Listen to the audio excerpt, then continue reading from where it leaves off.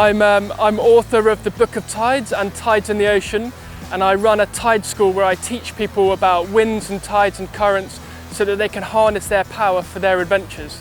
So it's a mix of geography and meteorology and all the different aspects that come into when people go out on their adventures on their boats.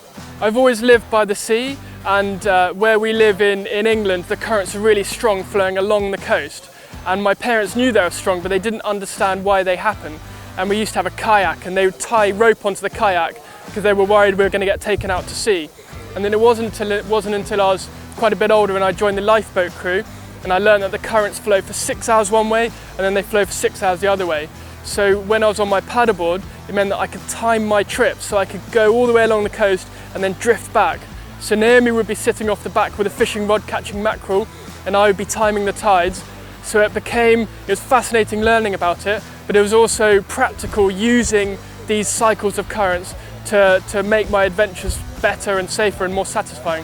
When my daughter Ottilie was a baby, we bought a van. It was a builder's van, and we ripped it all out and we converted it into a camper van, and we travelled for a year all around Britain, then all around the coast of Europe. And that was when I wrote my first book, The Book of Tides. And then for my second book, Tides in the Ocean, which is all about the world, we travelled to Canada, to British Columbia, we travelled to Indonesia, to New Zealand and Australia to research all the tides, all the places where they're the biggest or the most powerful. So I first saw MiniCat on Instagram actually, and I thought they looked amazing because I had a boat that I had at the sailing club, but it was really heavy and I had to launch it down the beach. And when I saw the MiniCat, I thought it would be perfect because I can have it in the van and then I can take it on my trips, I can teach the kids to sail. And I'm currently planning on building a bigger catamaran that I can live aboard with my family, and the MiniCat will then be the tender on that. So I got in touch with Sam. I think I messaged him through Instagram saying how I love the MiniCat, and then we progressed from there, and he's kindly made me a brand ambassador. It's fantastic. I absolutely love the MiniCat.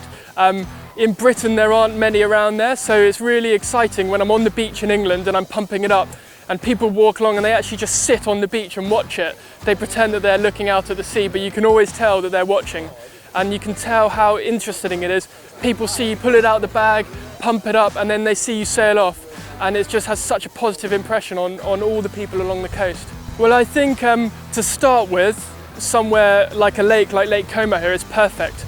Especially in the mornings when you've got quite light winds and there's no current. So I just took my daughter Ottilie out, and it was really nice and calm and still.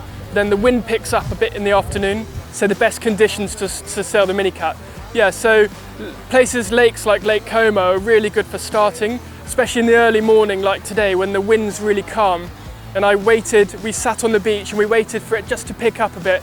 Then I took my daughter Ottilie out and we just went for a spin around, and it was nice and calm. But then in the afternoon the winds pick up and it becomes a bit more dynamic racing along. And with the coastlines, it can be quite tricky sometimes to start, because you can get currents that are flowing 4 or 5 knots along the coast. That's sort of 8, 9, 10 kilometers an hour. So you want to go at a time called slack water, when there's minimum current in either direction, and maybe when the wind is less than 10 knots or something. So you time that time in the day when you've got the right wind and the slow currents, and then you can build it up from there and get more and more challenging conditions. Firstly, the fact that it can fit under the bed in the van, so I can take it wherever I want to go. Secondly, it's really nice and light, so I can easily launch it down the beach and then I can haul it up myself. And thirdly, it's really fun to sail. So you go really fast, really quickly, and then you can also, if you feel like you're getting a bit too fast, you can quickly kill your speed and cut it down. So it's really dynamic for sailing. So you've got easy to travel, easy to launch, and easy to sail.